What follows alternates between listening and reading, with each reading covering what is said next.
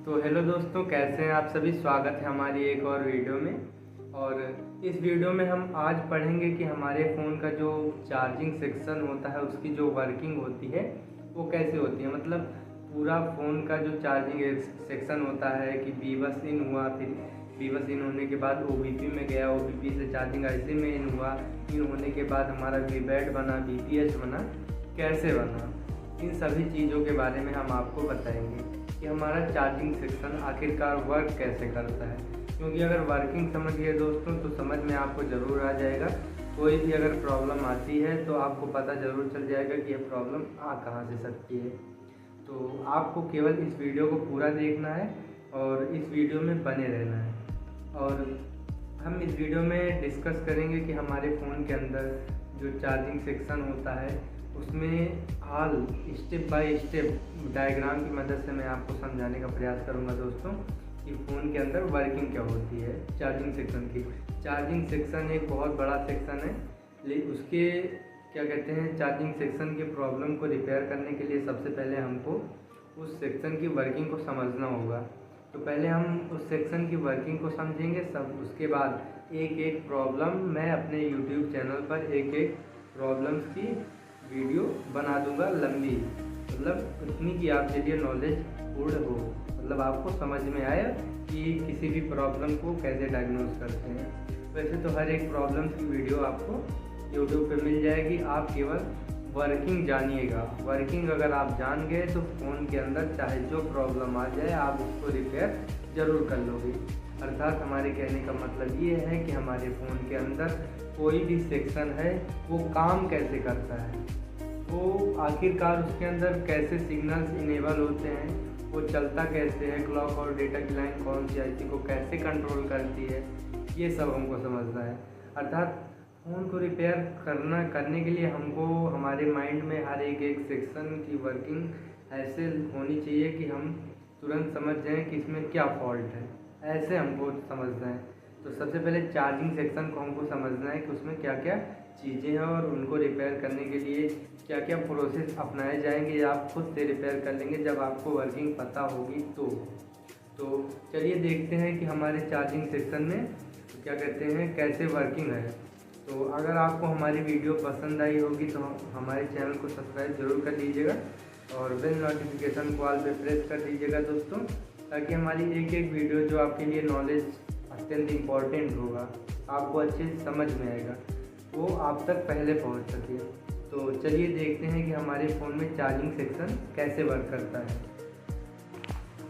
तो दोस्तों मैं आ चुका हूँ अपनी कंप्यूटर की स्क्रीन पर और इसमें आप देख सकते हैं सबसे पहले क्या कहते हैं कि हमारा जो है यहाँ पर सबसे पहले आप देखिएगा कि हमारा ये चार्जिंग का कनेक्टर है और इसमें से आप देखिएगा कि एक प्लस वाला बीबस यहाँ से हमारा इन हुआ। बीबस इन होने के बाद सब बोर्ड में जो है कैपेसिटर लगे थे या डायोड लगा था, डायोड से क्या कहते हैं कुछ भी लगा हो कंपोनेंट्स के माध्यम से वो B2B जैक तक पहुंच गया। फिर B2B जैक पर पहुंचने के बाद वो मेन बोर्ड में आया। मेन बोर्ड में जैसे ही आया, एरो के माध्यम से मैं दोस्तों आपको समझाने का प्रयास करूँगा कि सबसे पहले वो बीबस इन हुआ और बीबस इन होने के बाद कुछ कंपोनेंट्स के माध्यम से B2B जैक से मेन बोर्ड में आया। मेन बोर्ड में आने के बाद जो है हमारा वो कुछ TBS डायोड या कैपेसिटर से होने के बाद वो हमारा OBP IC में आया। OBP IC के बाद कुछ कैपेसिटर लगे थे जो फिल्टर किए लाइन को फिल्टर करने के बाद वो चार्जिंग IC में गया और चार्जिंग IC में जाने के बाद उसके आगे एक फ्यूल गेज IC होती है जिसमें सेंस रजिस्टर नेगेटिव या सेंस रजिस्टर पॉजिटिव ये लाइनें होती हैं जो चार्जिंग इंडिकेशन का काम करती हैं। अर्थात परसेंटेज लेवल की कोई भी प्रॉब्लम आती है, जैसे 100% परमानेंट दिखा रहा है, 200% मान लीजिए अगर आपको फ़ोन में दिखा रहा है, कभी कभी शॉर्टिंग की वजह से 200% भी दिखा सकता है, ऐसा प्रॉब्लम्स भी आया है फ़ोन में अभी तक के। तो वो फ्यूल गेज IC से ही होता है, हमको उसको चेंज करना पड़ता है। उसके इंटरनली क्या कहते हैं उसके अंदर मॉसफेट लगे होते हैं जो कि शॉर्ट हो जाते हैं, तो ऐसी प्रॉब्लम्स आती है तो हमको फ्यूल गेज IC चेंज करना पड़ेगा। तो उसके बाद आप देखिएगा कि हमारा क्या कहते हैं, फ्यूल गेज आईसी में आने के बाद उस आईसी अर्थात चार्जिंग आईसी और फ्यूल गेज आईसी से यह लाइन गुजरने के बाद बीबस की उसमें से दो वोल्टेजेस बने, एक बी बैट को गया और एक बीपीएच बनता है दोस्तों, जो हर सेक्शन में जाता है। तो सबसे पहले हमारा बी बैट बना जो बैटरी कनेक्टर के प्लस पॉइंट पे 3.7 से 4.2 वोल्टेज आएगा। तो सबसे पहले चार्जिंग सेक्शन की टेस्टिंग करेंगे, तो हम क्या कहते हैं 6 पोर्ट में चेक करेंगे एम्पियर ले रहा है कि नहीं। अगर बैटरी चार्ज हो रही है, एम्पियर ले रहा है, तो हमारा चार्जिंग सेक्शन ओके है। और बी बैट पे 4.2 3.7 से 4.2 वोल्टेज अगर बन रहा है फिर भी हमारा चार्जिंग सेक्शन ओके है।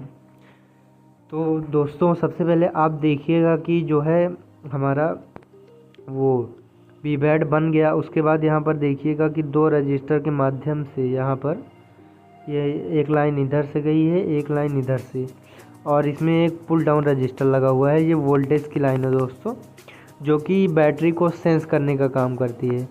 ये जो है बैटरी को सेंस करेगा। और यहाँ पर आप देखेंगे तो ध्यान से देखिएगा, तो यहाँ पर आपको लिखा होगा बैट सेंस। ये देखिएगा आप, यहाँ पर मैं एरो के माध्यम से समझाने का प्रयास करूँगा। यहाँ पर आप देख सकते हैं, यहाँ पर लिखा है। तो क्या कहते हैं, ये सेंस करके बताएगा कि बैटरी कितने % चार्ज है, कितना वोल्टेज की रिक्वायरमेंट है, हमको क्या क्या वोल्टेजेस भेजने हैं। बैटरी 80% चार्ज होगी तो कितना वोल्टेज भेजेंगे, कितना एम्पियर भेजेंगे, ये सब सेंस करके आईसी बताती है बैटरी कनेक्टर पर रजिस्टर के माध्यम से। और उसके बाद देखिए इन सभी को कंट्रोलिंग के लिए जो है क्या कहते हैं सीपीयू से क्लॉक और डेटा की लाइन दे दी गई है।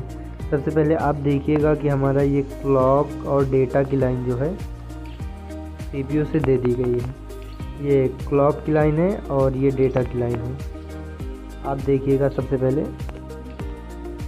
ये क्लॉक और डेटा, ये दोनों लाइनें क्या कहते हैं फ्यूल गेज आईसी पे आई हैं। तो ये कंट्रोल कर रहा है सीपीयू। और जो हमारी चार्जिंग आईसी है इस पर भी क्लॉक और डेटा की लाइन जो है कंट्रोल कर रही है। I2C प्रोटोकॉल है दोस्तों। उसके बाद आप यहाँ पर देखिएगा कि हमारा पावर आईसी से इनको वोल्टेज दिया जाएगा, मतलब चार्जिंग आईसी पे बी बस इन होगा, उसके बाद इसमें से बीपीएच बनेगा जो कि पावर आईसी में जाएगा। तो पावर आईसी में भी यहाँ पर देख लीजिएगा पावर का सेक्शन दिया गया है, यहाँ पर भी वोल्टेज आएगा। सबसे पहले फ़ोन में वोल्टेज चार्जिंग आईसी में जाएगा।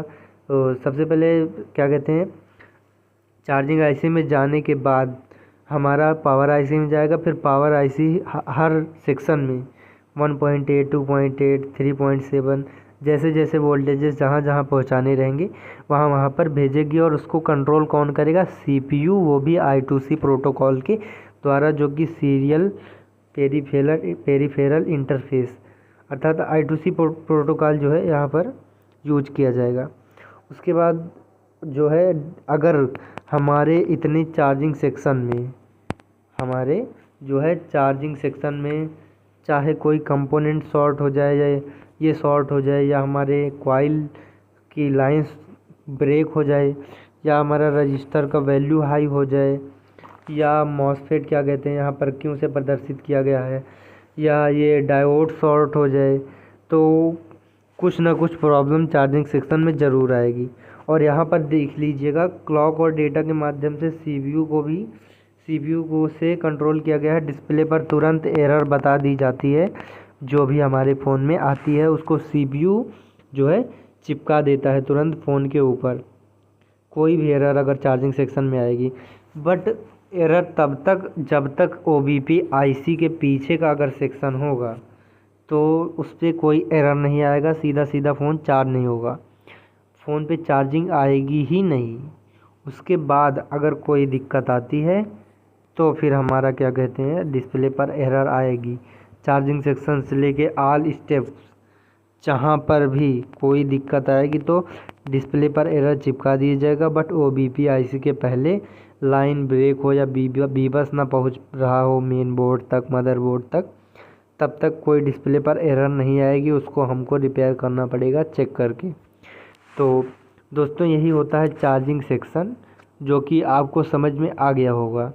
और वर्किंग आप समझ चुके होंगे, तो दोस्तों इसको रिपेयर आप कर सकते हैं।